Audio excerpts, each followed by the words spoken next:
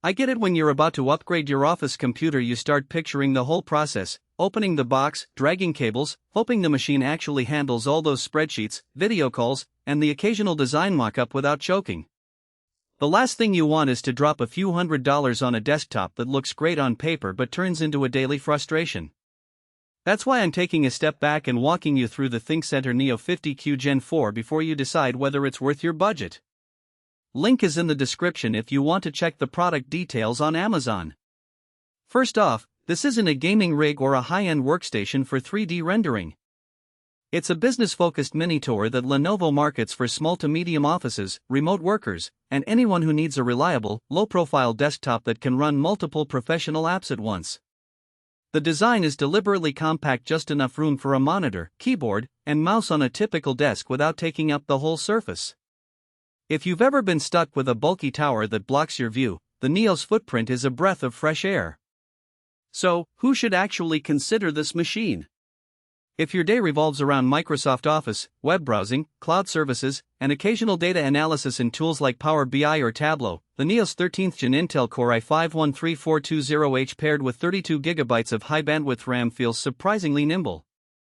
The 1TB PCIe SSD gives you quick boot times and plenty of space for project files, client contracts, and a few large datasets. For a remote team that relies on Windows 11 Pro's built-in security policies, the OS integration is a genuine plus, no extra licensing headaches. On the flip side, if you're a developer who needs to spin up multiple virtual machines, a creative professional using heavy Photoshop or video editing software, or a small studio that requires GPU acceleration, you'll likely feel the pinch.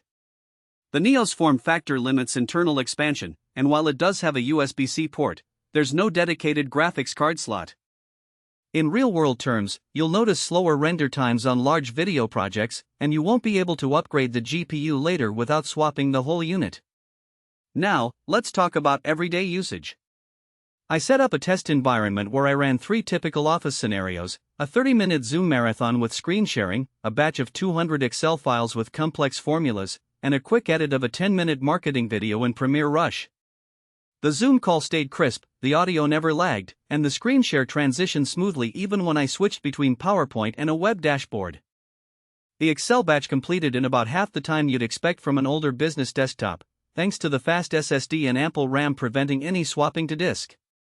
The video edit was the only spot where the machine showed its limits. It could trim and apply basic effects, but once I added a couple of transitions and rendered, the system warmed up and the timeline took a few seconds to respond. One of the hidden trade-offs you'll encounter is the networking setup. The Neo includes an RJ45 Ethernet port, which is great for wired office environments where reliability matters. However, the built-in Wi-Fi module, while functional, isn't the latest Wi-6 standard. In a crowded office with many devices on the same band, you might see a small dip in wireless speeds compared to a dedicated Wi-6 router. If your office already runs a stable wired network, you'll probably never notice. If you rely on Wi-Fi exclusively, especially in a congested space, you might consider a USB-C to Ethernet adapter for a more consistent connection. Another practical strength is the array of ports. You get 3 USB-A 3.0 ports, 2 older USB-A 2.0 for peripherals, and a USB-C that can handle data and power. For a typical setup with a keyboard, mouse, external hard drive, and perhaps a card reader, you won't need a hub.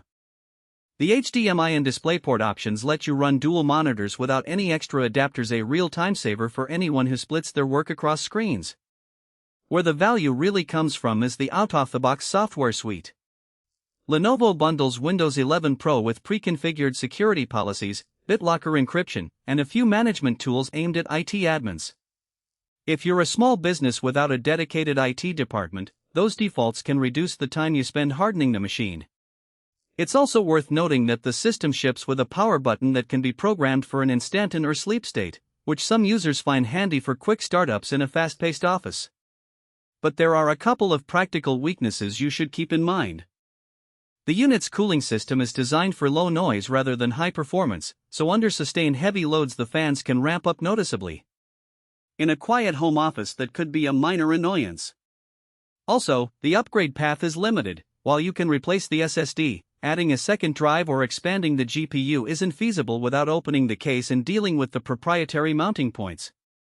For businesses that anticipate rapid growth or need future proofing, you might need to budget for a larger